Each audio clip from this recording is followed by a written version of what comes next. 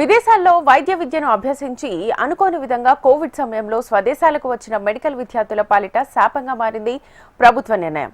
తొలుత ఎంబీబీఎస్ పూర్తయిన తర్వాత ఒక ఏడాది శిక్షణ పూర్తి చేసుకున్న వారికి పర్మనెంట్ రిజిస్ట్రేషన్ నెంబర్ ఇస్తామని ప్రకటించిన సర్కార్ ఇప్పుడు మాట మార్చింది. మరో సంవత్సరం శిక్షణ పూర్తి చేస్తేనే పీఆర్ ఇస్తామని అనడంతో వైద్య విద్యార్థులు రోడ్డెక్కారు. 2 రోజుల క్రితం ఆందోళన చేస్తున్న విద్యార్థులను పోలీసులు అరెస్ట్ చేయడం ఇప్పుడు వివాదాస్పదంగా మారింది. విదేశీ వైద్య విద్యార్థులకు విద్యార్థి సంఘాలతో పాటు వైసీపీ కూడా అండగా నిలిచింది. తక్షణమే ప్రభుత్వం తమ నిర్ణయాన్ని వెనక్కి తీసుకోవాలని డిమాండ్ చేస్తున్న వైద్య విద్యార్థులతో మా ప్రతినిధి శ్యామ్ ఫేస్ టు ఫేస్. విదేశాల్లో వైద్య విద్య పూర్తి చేసి కోవిడ్ సమయంలో తిరిగి తమ స్వదేశాలకు వచ్చిన వాళ్ళకి ప్రస్తుతం చూసుకున్నట్లయితే ఏదో పర్మనెంట్ రిజిస్ట్రేషన్ నెంబరు అది ప్రభుత్వం అనేది ఇవ్వాల్సి వస్తుంది. అయితే ఆ విషయంలో పిఆర్ నెంబరు అనేది ప్రస్తుతం ఆంధ్రప్రదేశ్ ప్రభుత్వం ఇవ్వట్లేదు. దీనికి సంబంధించి కూడా గత కొన్ని రోజులుగా విదేశీ వైద్య విద్యార్థులు కూడా ఆందోళన చేస్తున్నారు. చెప్పండి, మీరు ఎందుకని, అంటే మీరు ఎక్కడ చేశారు? హలో అండి, నేను డాక్టర్ వంశకృష్ణ. నేను నా ఎంబీబీఎస్ నేను కిర్గిస్తాన్లో కంప్లీట్ చేసుకున్నాను అండి.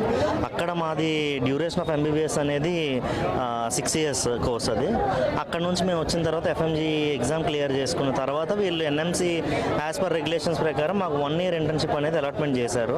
సేమ్ మన ఈ రిజిస్టర్ ఎవరైతే ఉన్నారో ఐ రమేష్ గారు, ఆయన మాత్రమే అప్పుడు కూడా మేము అలాట్ అయ్యేటప్పుడు కూడా ఆయనే రిజిస్టర్. ఆయన మాకు 1 year ఇంటర్న్షిప్ అలాట్ చేశారు. మేము 1 year ఇంటర్న్షిప్ విజయనగరం గవర్నమెంట్ కాలేజ్లో కంప్లీట్ చేసుకున్నాం. ఆ కంప్లీట్ అయిన తర్వాత మేము మళ్ళీ మా పర్మనెంట్ రిజిస్ట్రేషన్ కోసం మళ్ళీ ఏపీఎంసీకి వెళ్ళి మీట్ అయితే సేమ్ రిజిస్టర్ అనే అతను మాకేమంటున్నాడంటే మీకు 1 year కాదు, ఎక్స్ట్రా 1 year చేయాలి అంటున్నారు. మేము ఒకటే అడుగుతున్నాం అండి, అంటే యాజ్ పర్ రూల్స్ మాకు 1 year అనేది మీరు అలాట్ చేశారు అండ్ నెక్స్ట్ మాకు 1 year ఎక్స్టెన్షన్ వేస్తున్నాము అనేసి అన్నారు. మీరు ఏ గైడ్ లైన్స్ ప్రకారం మాకు వేస్తున్నారు? ఇఫ్ ఎట్ ఆల్ మాకు ఆ గైడ్ లైన్స్ మాకు ఇస్తే మేము కంటిన్యూగా చేస్తాం 1 year, మాకు ఏ ఇబ్బంది లేదు. ఇఫ్ మాకు 1 year ఎక్స్ట్రా పడుతుందంటే వేరే రాష్ట్రాల్లో ఉండే వాళ్ళకి కూడా పడాలి కదా సేమే. మిగతా అన్ని రాష్ట్రాల్లోని ముందు ఏదైతే వేశారో అదే ఫాలో అవుతున్నప్పుడు మన రాష్ట్రంలో మాత్రమే ఎందుకు ఇలా మళ్ళీ ఎక్స్ట్రా చేయమనేసి అంటున్నారు. పోనీ ఈ విషయం కోసం మేము చాలా, అంటే మన ఈ గవర్నమెంట్, అదే మన తెలుగుదేశం గవర్నమెంటే వచ్చింది. మేము ఏ గవర్నమెంట్కి సపోర్ట్ కాదండి. ఆ గవర్నమెంట్లో ఉండేటప్పుడు వాళ్ళని కూడా అడిగాం మేము, ఇంక్లూడింగ్ నారా లోకేష్ గారిని అడిగాం, పవన్ కళ్యాణ్ గారిని మీట్ అయ్యాం, ఐఏఎస్ని మీట్ అయ్యాం, ఇంక్లూడింగ్ చంద్రబాబు నాయుడు గారిని కూడా మీట్ అయ్యాం. ఆయన మీట్ అయ్యి కూడా మాకు నియర్లీ 6 months అవుతుంది, ప్రాబ్లం రిజాల్వ్ చేస్తామని చెప్పేసి ఆయన హామీ ఇచ్చారు. మొన్న కూడా ఏపీఎంసీ దగ్గరికి వెళ్ళినప్పుడు మన హెల్త్ మినిస్టర్ గారు వచ్చారు, మాట్లాడారు. ఆయన కూడా మీకు అంతా పాజిటివ్గానే ఉందమ్మా, లోపల చైర్మన్ కూడా మీకు పాజిటివ్గానే ఉన్నారు, మేము మాట్లాడుతున్నాం, మీ సమస్య అనేది మేము పరిష్కరిస్తాం అని చెప్పేసి మాట్లాడారు. మేము ఏమంటామంటే అందరూ పాజిటివ్గానే ఉంది అంటున్నారు, కానీ 13 నెలల నుంచి మేము సఫర్ అవుతున్నాం, ఇప్పటికీ మాకు రిజల్ట్ ఎందుకు రావట్లేదు? ఇది పెద్ద ఇష్యూ కాదు. మాకు రాకూడదు అయితే మేము అడగట్లేదు, మాకు రావాల్సిన దాని గురించే మేము అడుగుతున్నాం. అడిగిన దానికి ప్రశ్నిస్తే పోలీసులను పెట్టి అలా దౌర్జన్యంగా మమ్మల్ని లోపలేయడం అనేది కరెక్ట్ కాదు. మేమేది స్లోగన్ చెప్పలేదు అండ్ యాంటీ గవర్నమెంట్ స్లోగన్స్ ఏది చెప్పలేదు. జస్ట్ మేము క్వశ్చన్ చేయడానికి ఏపీఎంసీ ముందు నించున్నాం. దానికి ఒక అమ్మాయిలు అని చూడకుండా, ఒక డాక్టర్లు అని చూడకుండా అసలు డ్రాగ్ చేసుకుంటూ పోవడం అనేది చాలా చాలా అంటే చాలా హ్యూమిలియేటింగ్ థింగ్ అది.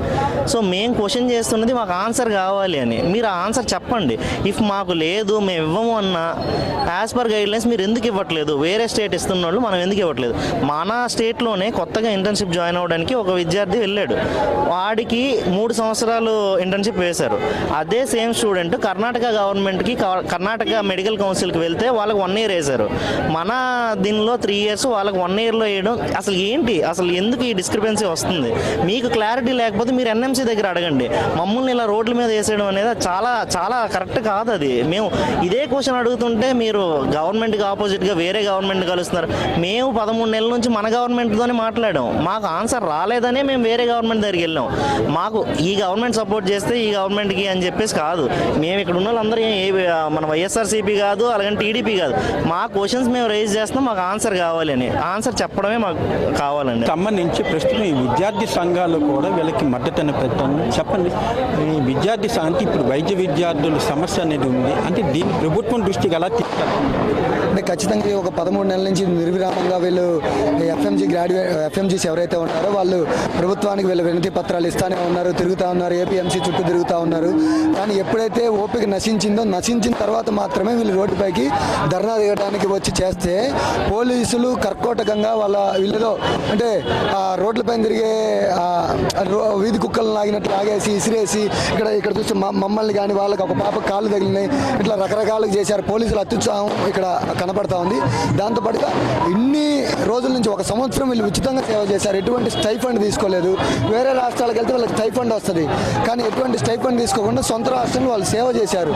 నేను మాట్లాడిన విద్యార్థులు ప్రకాశం జిల్లా విద్యార్థి వెళ్ళి విజయనగరం జిల్లాలో ఉన్నటువంటి హాస్పిటల్లో 1 సంవత్సరం పాటు వాళ్ళ సొంత రెంట్ కట్టుకొని ఫుడ్ తిని నిర్విరామంగా 36 గంటలు వాళ్ళ యొక్క డ్యూటీ చేస్తే తీరా డ్యూటీ అయిపోతుంది, నాకు ఈ పిఆర్ వస్తుంది, పీజీకి వెళ్ళిపోవచ్చని వీళ్ళ యొక్క భవిష్యత్తును ప్లాన్ చేసుకున్న టైంకి వచ్చేసరికి ఇంకొక నెల నువ్వు కంటిన్యూ చేయాలని అడిగితే ఇది ఎట్లుందంటే, ఒక వ్యక్తిని జీతానికి జాయిన్ చేసుకుని 50,000 జీతానికి జాయిన్ చేసుకున్న తర్వాత జీతం ఇచ్చే టయానికి 40,000 ఇస్తే ఎంత విసుగుపోతాడు ఆ వ్యక్తి.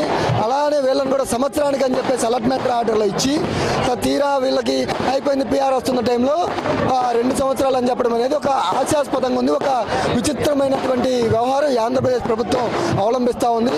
ఎవరైతే ఈ ఎఫ్ఎంసీస్ ఉన్నారో వీళ్ళందరికీ న్యాయం జరిగే వరకు ఏబీవీపీ కూడా పోరాడుతుందని తెలియజేస్తా ఉన్నాం. అంటే ఇక్కడ చూసుకున్న విద్యార్థులు వాళ్ళ బాడీ అంటే యాంటీ గవర్నమెంట్ అనేది కూడా వాళ్ళ మొక్క ముద్రేస్తున్నారు. మరి దీన్ని ఎలా చూడాలి అంటే అదే మేము కూడా ప్రభుత్వానికి తెలియజెప్పేది ఏమంటే, మీరు సుపరిపాలనకి తొలి అడుగని రాష్ట్రంలో మొత్తం తిరుగుతూ ఉన్నాం, అద్భుతంగా మనం మంచి ప్రభుత్వం అని చెప్తున్నాం.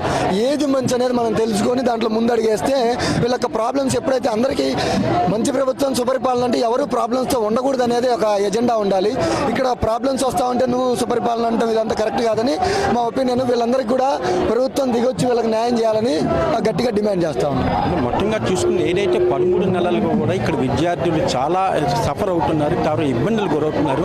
ఇక్కడ 3 సంవత్సరాలు ఇంటర్న్షిప్ చేయాల్సి వస్తే పక్క కర్ణాటక లాంటి రాష్ట్రంలో కేవలం సంవత్సరం పాటు ఇంటర్న్షిప్ చేస్తే వాళ్ళకి పిఆర్ నంబర్ అనేది ఇస్తున్నారు. కాబట్టి ఆ నేషనల్ మెడికల్ కౌన్సిల్ అనేది అన్ని రాష్ట్రాలకి ఒకే రకమైన నిబంధనలు ఉంటాయి, కానీ కేవలం ఆంధ్రప్రదేశ్కి ప్రత్యేకంగా మాత్రం ఎటువంటి నిబంధనలు ఉన్నవనేది కూడా వైద్య విద్యార్థుల ఆవేదన.